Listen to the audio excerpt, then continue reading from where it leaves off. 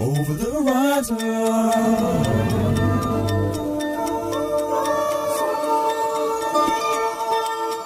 Over the horizon.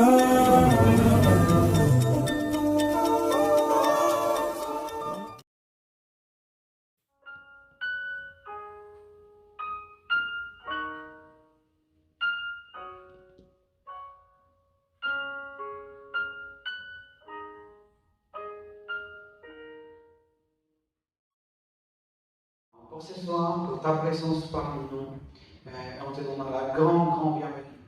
On ne veut pas simplement que tu nous visites une fois, comme ça et c'est fini, mais vraiment, Seigneur, que tu habites avec nous, parmi nous, Seigneur, et que ta parole encore ce soir puisse être cette lumière dans nos pieds, puisse être celui qui nous guide vraiment le chemin. Bénis à chaque personne qui se trouve encore ici, ouvre le cœur pendant ce moment de louange, et que simplement ta présence fasse le reste. On en attend et c'est envers toi encore ce soir. Amen. Amen. Bah super! J'aimerais bien voir vos sourires, mais avec le masque, je sais que c'est un peu compliqué. Merci, ça me fait plaisir. Effectivement, les cultes qu'on fait le soir, on essaie d'être des cultes aussi dynamiques dans lesquels on aime aussi être en contact avec vous. Et puis bien sûr, on vient ici pour adorer Dieu, on vient ici pour donner tout ce qu'on a sans réserve. Et puis, ce soir aussi, j'ai un grand privilège aussi de présenter l'orateur de vraiment ce soir, que c'est notre ami Eric. Eric, tu peux déjà venir un peu ici, s'installer, on va t'ouvrir. Et puis, je suis vraiment content. En fait, je voulais parler de lui, mais comme il va dire son témoignage, en fait, il a fait spoiler. Non, je ne sais pas comment dire, je vais dire déjà sa vie avant qu'on le sache. Alors, je vais simplement prier pour lui, le bénir, et puis que chaque parole qu'il dise de ces étapes de sa vie puisse être une lumière pour chacun de nous, comme que pour lui, ce n'était pas encore une lumière quand il a vécu. D'accord? Père, merci encore pour ce privilège qu'on a ce soir d'accueillir Eric, et puis de savoir tout ce qu'il a fait dans sa vie, qu'aujourd'hui puisse nous le raconter à nous. Je suis sûr que c'est très peu de temps dans lequel il puisse raconter toute sa vie. Mais merci aussi de nous permettre aussi de déjà le connaître à lui, mais de savoir qu'il était un Dieu aussi qui transforme, et qui transforme des vrais, chacun de nous, et qu'aujourd'hui tu nous le fasses goûter aussi à travers lui. Je prie que tu ouvres chacun de nos cœurs pour accueillir ce qu'il va dire, et qu'il transforme aussi nos vies. Amen et Amen. C'est toujours une émotion d'apporter ce que le Seigneur a fait dans ma vie. Et je suis heureux ce soir de pouvoir le partager avec vous. Alors bon, j'ai cru comprendre que les élections n'étaient pas bonnes, qu'il y avait des combats. Mais bon, on le savait. Restons fixés sur la lumière. Je vais pouvoir par ce témoignage vous montrer que de prier les uns pour les autres n'est pas une option, mais plutôt une nécessité, une évidence. L'arme essentielle dans la vie d'un enfant de Dieu, c'est bien la prière, n'est-ce pas? De multitudes de vies changent chaque jour dans le monde grâce à cette promesse qui est la puissance de la prière. Il est primordial qu'un chrétien doit croire aux promesses de notre Seigneur Jésus-Christ.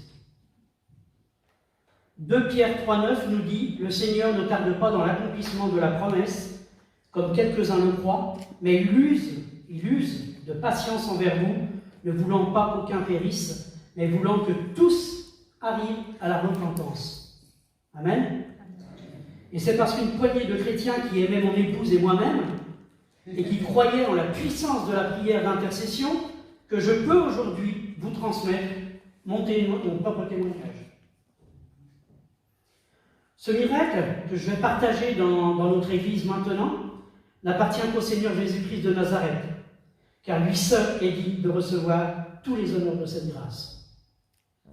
Avec ce témoignage qui a été lu à plus de 30 000 fois dans le monde entier, j'ai reçu la conviction du Seigneur d'en écrire un livre afin d'exhorter et d'édifier un maximum de personnes qui se retrouvent dans cette existence ou qui vont se retrouver dans les différents parcours de ma vie que j'ai pu traverser. Le livre que je vous présenterai à la fin de ce partage s'intitule « Face à face avec mon Sauveur, l'ultime seconde ». À savoir que c'est notre pasteur Luc Haussmann qui en a écrit la préface. Alors je vais essayer de sourire un peu parce que c'est vrai que les élections ça a fermé un petit peu le sourire, le masque il le cache aussi, mais ma femme va encore me dire qu'on se croirait à un enterrement, alors que j'annonce plutôt la victoire, la joie, l'amour, l'espérance, et j'ai tendance à raconter un peu mon témoignage assez bouclé comme ça. Mais je suis plein de joie, rassurez-vous. Et vous, ça va? Vous allez bien? Ah, ça fait plaisir. Habituellement, je suis ici. Hein. Alors, je vois très bien que vous êtes beau, en général. Mais d'ici, vous n'êtes pas beau. Vous êtes très beau. Ça n'a rien à voir. Mais je pense que vous pouvez vous applaudir parce que je pense que le Seigneur, il a fait une œuvre formidable dans vous. Alors pour commencer, pour ceux qui ne me connaissent pas, je suis Éric Duflo, j'ai 53 ans. Je suis né à Troyes en France. Je ne sais pas si tout le monde connaît Troyes, à part la guerre de Troyes, mais qui n'a strictement rien à voir. C'est un endroit, un petit endroit perdu dans le vignoble champenois. Vous savez, là où c'est qu'on fait le vin avec le champagne, à 10 km là, hein, là-bas, de l'autre côté. Les vins avec les petites bulles. Voilà, le champagne. Et nous avons été élevés, ma soeur et moi-même, dans des valeurs traditionnelles ouvrières, très loin de la religion, qui était plutôt un sujet tabou à la maison. Ce qui est toujours le cas aujourd'hui, malheureusement, mais ça va changer. Vous savez, ces sujets comme la politique, auxquels il faut éviter d'aborder. Ça met des fois des blancs, des mal à l'aise dans les repas de famille. Alors bien évidemment qu'avec cette éducation, je ne pouvais être qu'un athée en puissance. Je n'étais pas un enfant méchant quelque part, mais j'aimais bien que ça remue un peu, si vous voyez ce que je veux dire. Je vivais très mal les différences faites entre ma sœur et moi, et ce manque d'amour et de reconnaissance, ils m'ont gangréné pendant pas mal d'années. Ça m'a suivi pendant pas mal d'années. Je vivais mal ces différences. On me faisait comprendre qu'on ne m'avait pas voulu, en fait. On me l'a dit par la suite, verbalement. Mais c'est pas grave, les temps passent. À mon adolescence, on va dire que ça a commencé à se gâter. J'ai découvert les drogues douces, l'alcool, la fumette. Ça suivait avec les bagarres, enfin, tout allait bien, tout était un ensemble logique, quelque part. J'avais énormément de mal avec l'autorité, que ce soit de mes parents ou des enseignants. Alors, comme tout jeune perturbateur, je me suis fait renvoyer de tous les collèges que j'ai fréquentés, car j'étais devenu un dur, comme on dit dans la rue. De bagarre en bagarre, je semais le mal partout autour de moi. Je ne supportais plus grand-chose. Les remontrances de mes parents, à leur punition, ça ne faisait plus rien. Plus grand-chose ne fonctionnait. Les professeurs, je ne croyais plus non plus. Enfin, je ne croyais plus en grand monde. Vous connaissez le martinet? Oui. Ça vous parle, le martinet? Vous savez, le... Non, enfin l'oiseau, le fouet, enfin, avec les lanières en cuir. Bah, moi, je finissais par m'amuser à les découper, mais ça servait encore, hein, je vous rassure après. Les profs me craignaient, moi et mes réactions brutales que je pouvais avoir en écoutant leur désengagement à mon égard. Il y avait une réelle cassure qui s'était installée. Toute cette période que j'appellerais une dérive infantile, comme il en existe des millions dans le monde malheureusement. Et puis à mon adolescence, je me suis mis à apprendre un métier qui me plaisait dans l'automobile. Ça ne m'a pas calmé pour autant. Je me rattrapais les samedis, les dimanches, quand je ne travaillais pas. Dès que je sortais, il y avait toujours des problèmes à régler. Et puis lorsqu'il n'y en avait pas, mes super amis et moi, bah, eux, nous en trouvions. Il ne fallait surtout pas rester inactif. Donc à 17 ans, j'ai décidé de m'engager dans l'infanterie marine, ce qu'on appelle les Marines en France, ou américains, comme vous voulez. Mais c'est un peu ces armes de combat là. Là où je savais très bien qu'ils avaient besoin de dur dans ces armées d'élite, parce qu'on ne fait pas la guerre avec des majorettes. Disons que c'est un peu plus compliqué. Et puis moi ça m'arrangeait, il me fallait de l'action.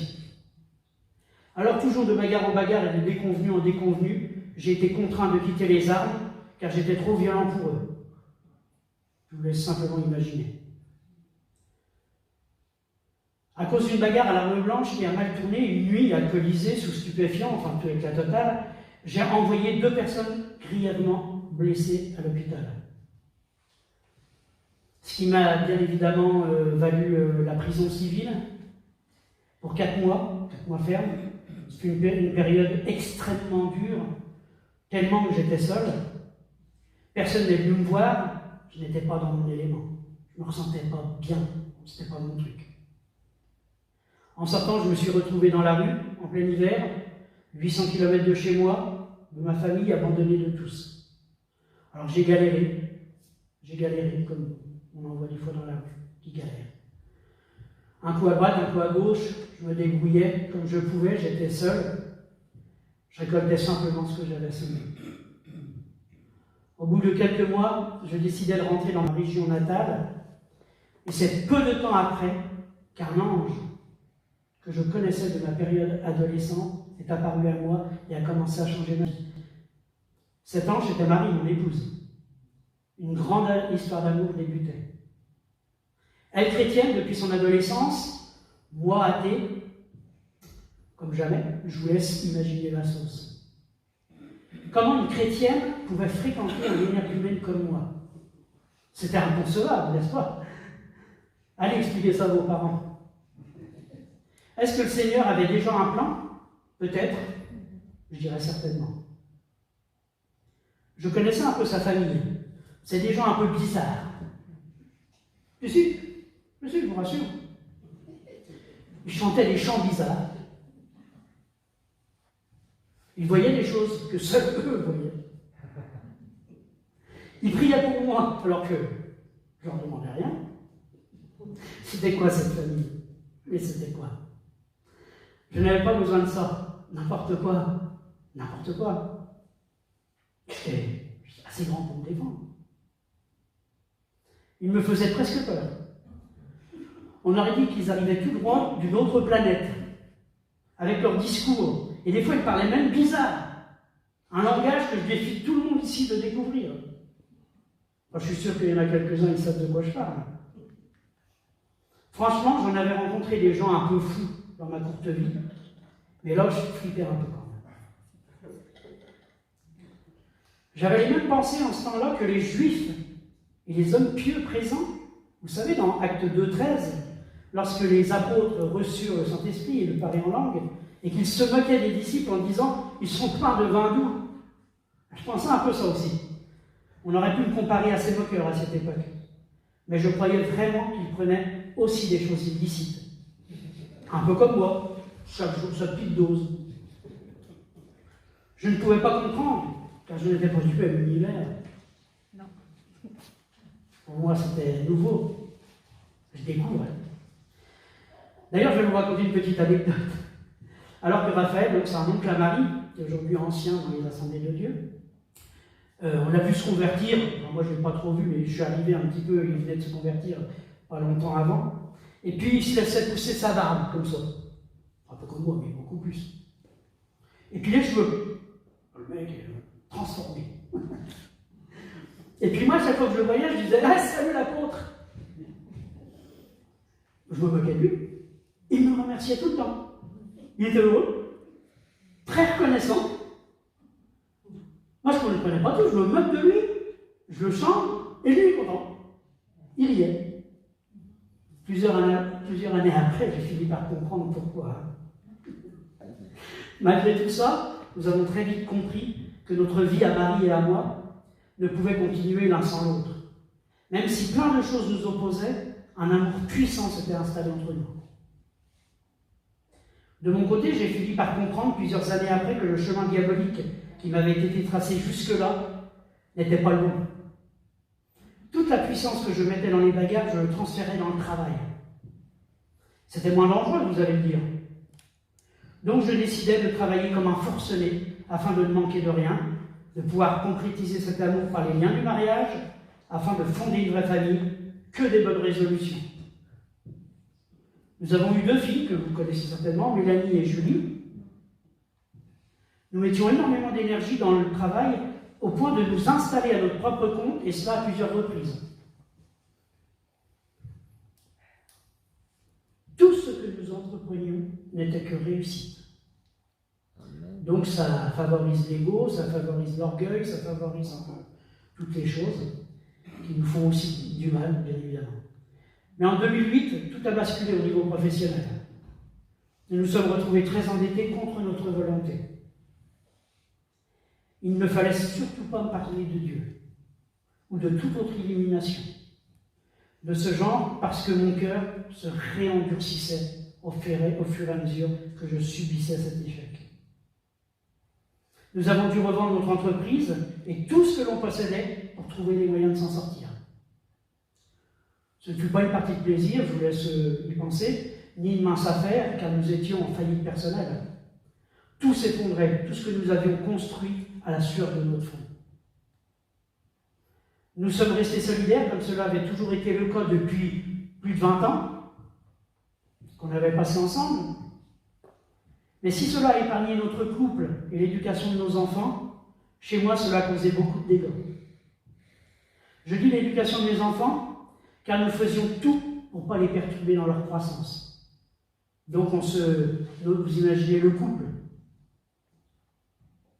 On gardait tout pour nous.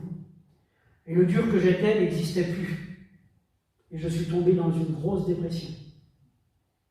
Un traitement lourd, des sorties plus qu'arrosées, des apéros interminables. Je refumais des joints, l'adultère, l'alcool, 1 litre de rhum par soir. Et puis un traitement intensif.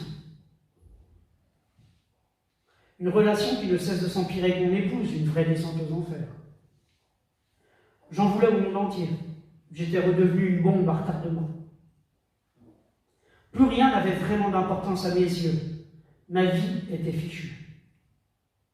Quel cauchemar pour Marie qui restait avec moi. Quelle patience. Quel amour. Quelle foi. J'étais bien loin de tout ça dans ce qui me concerne. Par ma faute, elle ne fréquentait plus les églises depuis longtemps. Moi, je semais le mal et elle croyait en Dieu. Mes questions à ce sujet étaient « Mais il est où ton Jésus ?» Et elles servent à quoi tes prières? Je ne pouvais pas comprendre, je ne servais pas le même maître. J'ai trouvé par le biais de connaissances professionnelles un emploi intéressant me menant à Besançon. Nous avons donc quitté Troyes pour le Doubs, en espérant que mon état de santé allait s'améliorer. Alors ce fut le cas au début, c'est vrai, car je me donnais à fond dans mon nouvel emploi, au point de donner des craintes au directeur en place. Et puis il s'est mis à me harceler, forcément, en permanence dans mon travail. Cela a duré un peu plus d'1 an. Et avec toutes ces pensées de violence que j'avais envers lui, j'aurais pu commettre l'irréparable sans aucun doute. Ça s'est joué à rien. À rien. Et là, je tombe dans le néant, car je me sentais aussi trahi, fatigué de cette méchanceté gratuite. Je subissais ce que je semais depuis longtemps. Paul dira aux Galates, chapitre 6, verset 6, « Ce qu'un homme aura semé, le moissonnera aussi. » Alors j'ai décidé de mettre un terme à ce contrat et de tout garder en moi. Je voulais sauver le peu qui était sauvable. Alors de psychologue en psychiatre, de traitement en traitement, rien n'y faisait. C'est très compliqué de tout intérioriser lorsque vous êtes une nature à plutôt extérioriser. Ça ne va pas ensemble. Tous les extrêmes ne sont pas bons. Mais depuis ma vie, depuis le début de ma vie, je les collectionnais. Pour moi, je ne servais plus à grand-chose et le costaud que j'étais était bien devenu fragile aux yeux de tout le monde. Un fameux lundi après-midi, à 14 h, le 19 décembre 2011, il y a 10 ans, je décidais dans un profond désarroi de mettre fin à mes jours. J'ai prémédité mon geste et avec la mixture que je m'étais préparée, j'allais partir pour un sommeil profond et sans retour. Pour moi, tout était accompli. J'étais serein et étonnamment tranquille. J'étais à jeun de tout produit illicite, sans remords pour les miens. À ce moment-là, j'étais persuadé que ce serait une délivrance pour toutes les personnes qui me côtoyaient, toutes les personnes qui m'avaient suivi jusqu'à maintenant, toutes les personnes qui m'entourent. Je voulais faire ma propre justice. J'étais assis à mon bureau, toutes fenêtres et volets fermés, 14h30, vous imaginez, devant mon ordinateur éteint où seule une petite veilleuse permettait de voir clair. C'est aux alentours de 14h30 que je passais à l'action, et au moment de porter mon verre à la bouche, une force venue de je ne sais où me faisait directement poser la mixture et tout ce que j'avais avec moi, les cachets et tout. Je ne contrôlais aucun de mes membres. Je n'avais plus aucune force nulle part. J'étais comme figé. À ce moment précis, je réalisais de suite qu'il venait de se passer quelque chose. Que quelque chose venait de se produire.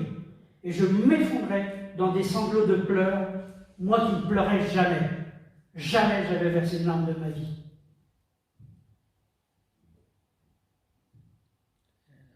Une lumière aveuglante et irregardable était devant moi. J'avais la tête baissée et même les yeux fermés, elle m'éblouissait toujours. Je sentais une forte présence à mes côtés, que je ne pouvais décrire tellement j'étais ébloui. Des flashs continuels arrivaient dans mon esprit, comme une vision, comme des photos de ma vie qui défilaient, qui n'arrêtaient pas de défiler, un diaporama. Des photos dont je ne me souvenais même plus ou très peu. Des photos de ma vie, de mon enfance avec mes parents, avec ma sœur, que je ne connaissais même pas l'existence, pendant des vacances, en pleine nature.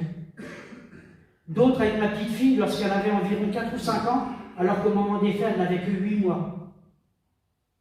Je ne comprenais pas ce diaporama qui s'offrait à moi. Mais tout ce qui est sûr, c'est que ce n'était que du positif et du positif. Je me vidais toutes les larmes de mon corps. J'étais en paix. Je me sentais bien, comme jamais ça ne m'était arrivé. À mon esprit arrivaient des mots que je n'entendais pas avec mes oreilles, mais qui venaient dans ma tête, qui me disaient d'une voix douce d'arrêter l'alcool, d'arrêter les médicaments, d'arrêter les différentes drogues, d'arrêter toutes les addictions. Que ce n'était pas la vie qu'on m'avait prévue, que la vie qui m'était destinée n'était que bonheur, amour et joie. C'était pour cette vie-là qu'on m'avait choisi et non celle que moi-même je m'étais tracée. Ces paroles qui finissaient par « abandonne tout ce qui ne m'appartient pas et viens avec moi ». Cela a duré environ 2 heures, comme un rêve qu'on aimerait qu'il ne s'arrête jamais. C'était beau, c'était fort, et lorsque je réalisais, j'étais vidé, lessivé, comme si je venais de courir un marathon.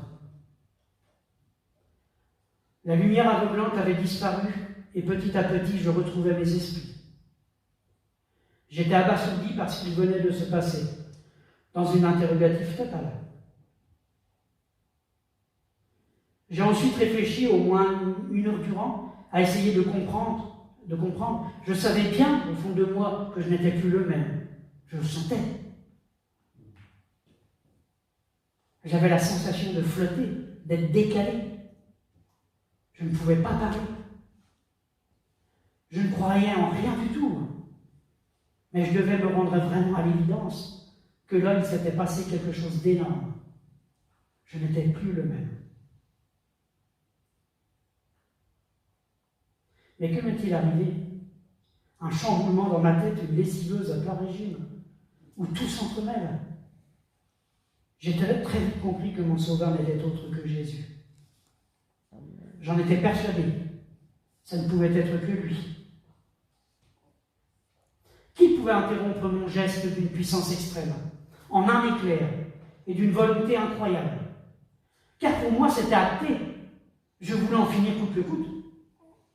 Pourquoi toutes ces images et ces paroles?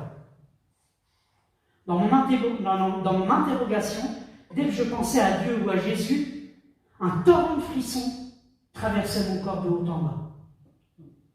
Ce qui me donnait l'affirmation et la certitude que ça venait de Dieu. Je venais de faire connaissance avec le Seigneur des Seigneurs, avec le Roi des Rois. Il venait de me métamorphoser. Lorsque Marie est rentrée le soir du travail, elle me questionnait, à Corée, à la vue de mon état de choc. Que t'est-il arrivé? T'as fait quoi? T'as fait une bêtise? Je n'osais même pas lui dire ce qui m'était arrivé, de peur qu'elle ne me croie pas. Sous son insistance, je lui témoigne, elle tombe en sanglots, elle sait, elle a tout compris. Jésus et l'Esprit Saint venaient aussi de la toucher. Pour sa deuxième visitation en ce qui la concerne, une fois à l'âge de 15 ans, et celle-ci 28 ans après. À ce moment-là, nous appartenions tous les deux à Christ. À partir de ce fameux après-midi, je suis devenu un autre homme et elle une autre femme.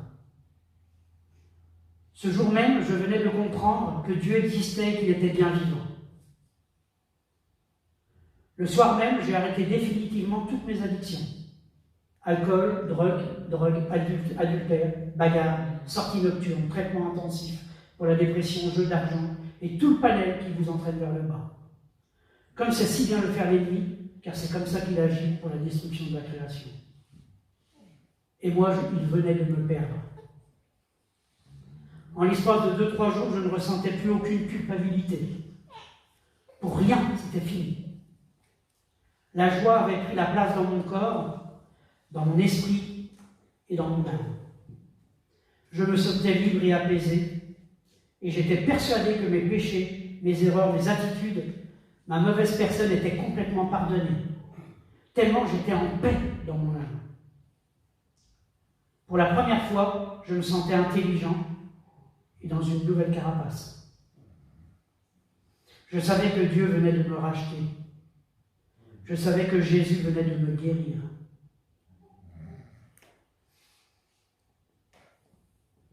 En quelques jours, mon cœur n'était plus le même. J'avais enfin de la compassion pour les personnes et mes glandes lacrymales refonctionnaient. Je souffrais lorsque les gens souffraient, alors qu'auparavant je ne les regardais même pas. Je ne voyais pas la souffrance des autres. Je ne mesurais que la mienne toutes ces années. C'est l'une des promesses de Dieu dans Ézéchiel 36, 26 qui nous dit « Je vous donnerai un cœur nouveau, j'ôterai de votre corps le cœur de pierre, et je vous donnerai un cœur de chair. » C'était exactement ce qui s'était produit en moi. Et puis tout a avancé très vite. Le dimanche qui a suivi, le Seigneur m'a dirigé vers une église évangélique où j'ai pu rencontrer des gens merveilleux, plein d'amour. Le pasteur, à la fin du culte, je lui donne mon témoignage, il m'offrit ma première Bible, les yeux pleins de larmes. Je me suis mis à lire la Bible dans tous les sens, des jours, des nuits complètes, à la lampe torche pour ne pas réveiller Marie. Après avoir reçu la parole de Dieu dans Psaume 32, 8, je t'inspirerai et te montrerai la voie que tu dois suivre. J'étais très vite tombé sur ce verset qui m'a, comme il dit, dirigé. Il est encore à ce jour accroché à un de mes murs. J'avais une soif intense d'apprendre, de m'enseigner et de comprendre beaucoup de choses, car j'avais énormément de questions à poser au Seigneur. Des milliers de questions à y poser. J'étais comme un diamant brut qu'il fallait entièrement façonner. Et 3 mois et demi après ma rencontre avec Jésus, en date du 8 avril 2012, après avoir demandé pardon à toutes les personnes à qui j'ai pu faire du mal, volontairement ou involontairement, et après avoir pardonné à toutes celles qui m'en ont fait, avec une ferme certitude, une énorme reconnaissance et une véritable obéissance que nous devions à notre Père éternel, nous nous sommes baptisés, Marie et moi-même, ensemble. Nous savions tous les deux que c'était la volonté du Seigneur, lui qui ne nous avait jamais séparés malgré toutes ces épreuves. Dans cette même nuit, je reçois le baptême du Saint-Esprit et le parler en langue. J'ai enfin trouvé le chemin qui mène à la paix. Aujourd'hui, je ne me suis jamais senti aussi bien. Tout est possible à tous. Ne jamais limiter la puissance du Seigneur. Dans tous les domaines et toutes les épreuves de la vie, qu'ils soient petits ou grands, son bras et sa main ne seront jamais trop courts. Ne limitons jamais un Dieu illimité. J'aimerais continuer ce témoignage maintenant en passant par un petit partage d'exhortation, comme ça a pu changer ma vie.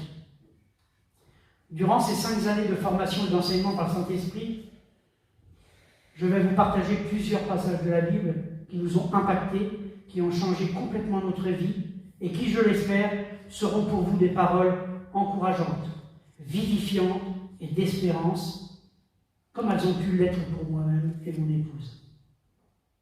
Rien n'est impossible à Dieu. Elles se sont manifestées soit par des promesses de Dieu qui se sont accomplies, soit par des visions ou des prophéties, ou soit simplement parce que le Seigneur qui est vivant répond à toutes nos questions par la puissance du Saint-Esprit et à tout moment. Une des promesses dans la parole qui ont impacté ma marche en avant se trouve en Matthieu 4, 18 à 20. Comme il marchait le long de la mer de Galilée, il vit 2 frères, Simon appelé Pierre et André, son frère, qui jetaient un filet dans la mer, car ils étaient pêcheurs. Il leur dit « Suivez-moi, et je ferai de vous des pêcheurs d'hommes. » Aussitôt, ils laissèrent les filets et le suivirent. Suite à ces paroles qui m'ont impacté, qui ont impacté mon esprit, au bout d'1 an de baptême, j'intègre l'équipe d'évangélisation de rue. Pendant 1 an et demi, je vais apporter la parole de Dieu aux sans-abri, dans les bas-fonds de Besançon, au milieu des drogués, alcooliques, dans les squats désaffectés, où des gosses de 15 ans et plus vont pour finir avec une seringue dans le bras. Mais aussi dans les camps de Roumains aux abords de Besançon, là où pas grand monde ne va. J'apportais la parole de Dieu et mon témoignage à ces âmes en perdition, car je connaissais et je ressentais leur douleur. J'ai vu se produire des choses merveilleuses, mais j'en ai vu aussi des tristes, à contrario. Sous l'emprise de Satan père du mensonge, beaucoup se perdent. J'allais et je voyais les endroits où l'ennemi construit son fief. Je persiste, rien n'est impossible à Dieu. Je vais vous donner une autre promesse dans Acte 16, de 29 à 31. Alors le geôlier, ayant demandé de la lumière, entra précipitamment et se jeta tout tremblant aux pieds de Paul et de Silas. Il les fit sortir et dit « Seigneur, que faut-il que je fasse pour être sauvé ?» Paul et Silas répondirent « Crois au Seigneur Jésus, et tu seras sauvé, toi et ta famille. » Toi et ta famille. Une promesse de Dieu qui s'accomplit pour moi le 27 août 2016. Crois au Seigneur Jésus et tu seras sauvé, toi et ta famille. Eh bien, ma fille Mélanie, qui a 25 ans à ce moment-là, donne son cœur à Dieu et se baptise. Et comme une promesse de Dieu ne vient jamais seule, eh bien ma dernière, Julie, de 20 ans, en fait de même, le 20 octobre 2016. Toutes les deux, à un âge difficile, sorties d'adolescence ou préadulte, ce pas des moments, des périodes faciles. Toutes les deux, 5 ans après nous. Merci Seigneur. Et ça, c'est un vrai message d'espoir pour tous nos frères et nos sœurs qui sont nés de nouveau et dont les enfants ne le sont toujours pas. Continuez votre combat dans la prière, car Jésus est avec vous. Il est là, il règne. Il l'a promis, il n'est jamais en retard. Il nous a donné son autorité, celle qui défie toutes les dominations. Et il vous fera ce qu'il vous a promis. Il le fera. Une autre promesse, Matthieu 28, de 18 à 20, nous a impacté à diriger notre vie avec Marie, notre vie spirituelle. Jésus s'étant approché, leur parlant ainsi. Tout pouvoir m'a été donné dans le ciel et sur la terre. Allez, faites de toutes les nations des disciples, les baptisant au nom du Père, du Fils et du Saint-Esprit, et enseignez-leur à observer tout ce que je vous ai prescrit. Et voici, je suis avec vous tous les jours jusqu'à la fin du monde. Moi, je dis Amen. On n'est plus seuls. Nous avons ouvert avec Marie, mon épouse, en 2007, un ministère biblique qui s'appelle Alpha et Oméga, et qui consiste à mettre en application ce que, justement, le Seigneur nous demande de faire. Faire des disciples en les enseignant et en les accompagnant, apporter la parole à toutes les âmes, guérir les malades par imposition des mains et chasser les démons. C'est une vision que j'avais reçue 1 an et demi avant la création de ce ministère sur Pontarlier, dans le Doubs. Et afin de bien discerner si cela venait vraiment du Seigneur, j'ai attendu plusieurs confirmations. Et c'est alors qu'Alpha Oméga a vu le jour. Aujourd'hui, nous savons que la main de Dieu nous accompagne. Nous avons baptisé plusieurs personnes qui sont venues participer à nos enseignements alors qu'ils ne connaissaient rien de Dieu ou pas grand-chose, et que le Saint-Esprit les a amenés à la repentance et au salut. Aujourd'hui, la mission nous ouvre les bras, et le Seigneur va encore pourvoir et se servir de nous, car nous sommes à sa disposition. Dans notre ministère, nous avons ouvert une branche qui est l'ONG de notre association. Nous trouvons des parrains et des marraines pour les démunis et orphelins de l'Arche de Noé au Bénin. Nous essayons de changer le quotidien de 120 enfants depuis 2 ans. Et tous les fonds de ce livre repartent en nourriture, en habits, en enseignement et en soins médicaux à tous ces petits. J'aimerais conclure pour résumer ce témoignage. J'ai choisi de partager avec vous 2 versets que vous connaissez tous, certainement, et que j'avais choisi le jour de mon baptême. Le premier, c'est Romains dans 6,23 qui nous dit « Car le salaire du péché, c'est la mort, mais le don gratuit de Dieu, c'est la vie éternelle en Jésus-Christ notre Seigneur. »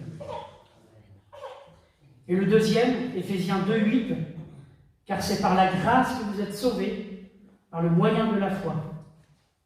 Et cela ne vient pas de vous, c'est le don de Dieu. » Ça résume ce que Jésus a fait dans ma vie.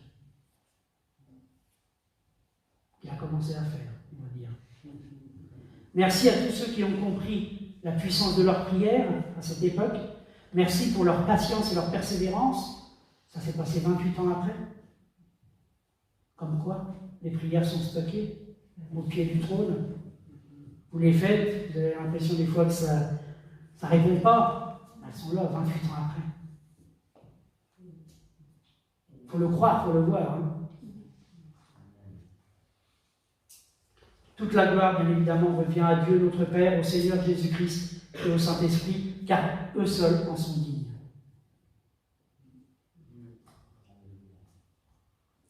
Pour clôturer, j'aimerais prier, puis je n'avais pas prévu, je n'en ai pas parlé à personne, mais ça ne te dérange pas de nous faire un petit son de harpe, là? C'est tellement beau. Un petit son...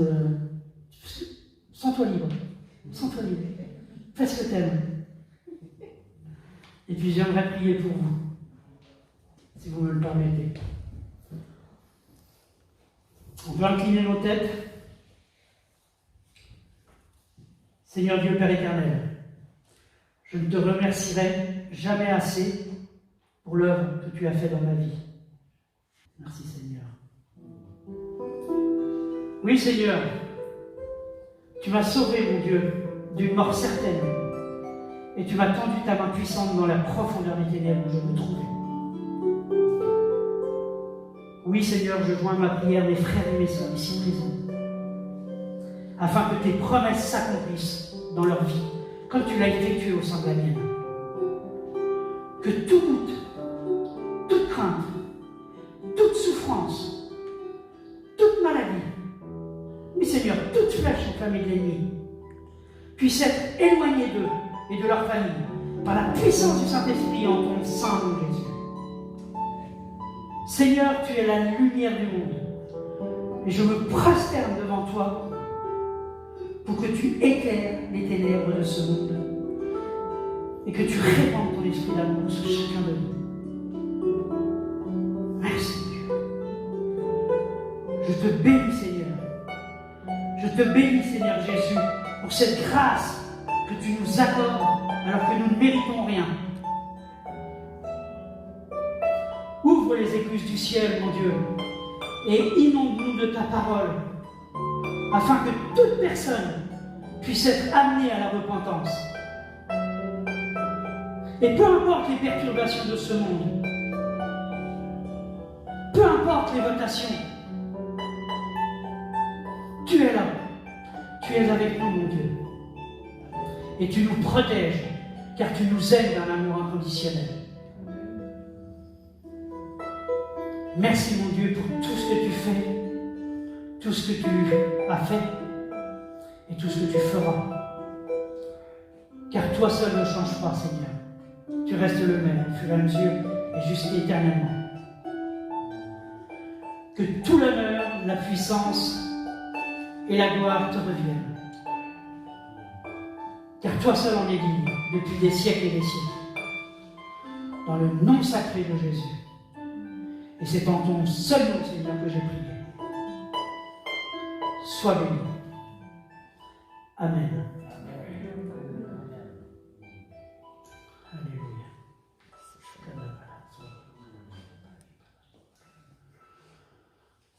Merci de votre attention. Vous êtes bénis. On se revoit après si vous le désirez. On avait peut-être parlé d'un question-réponse. Si vous avez vraiment des questions, je peux rester tout le temps nécessaire à l'issue, à l'extérieur, et répondre à toutes les questions que vous avez envie, si à la fois je suis capable. Voilà, je vous remercie. Soyez bénis.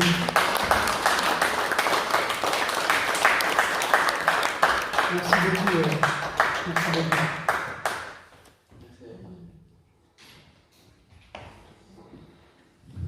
Waouh, merci Eric. Vraiment, c'est un super moment de témoignage. Vraiment. Et puis, waouh, Dieu fait des miracles, non? Dieu fait vraiment des miracles. Si un des choses que je retiens de tout ce qu'il a dit, comment on peut mettre en pratique, je vous dirais, si vous savez encore un voisin ou quelqu'un de vos familles qui vous prie pour lui ou pour elle, vraiment n'hésitez pas encore à continuer, d'accord? Et puis, wow, c'est intéressant. Merci beaucoup vraiment pour nous honorer avec ta vie. Vraiment. Amen.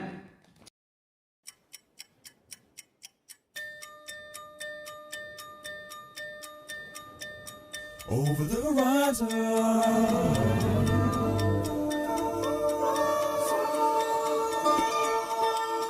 Over the horizon.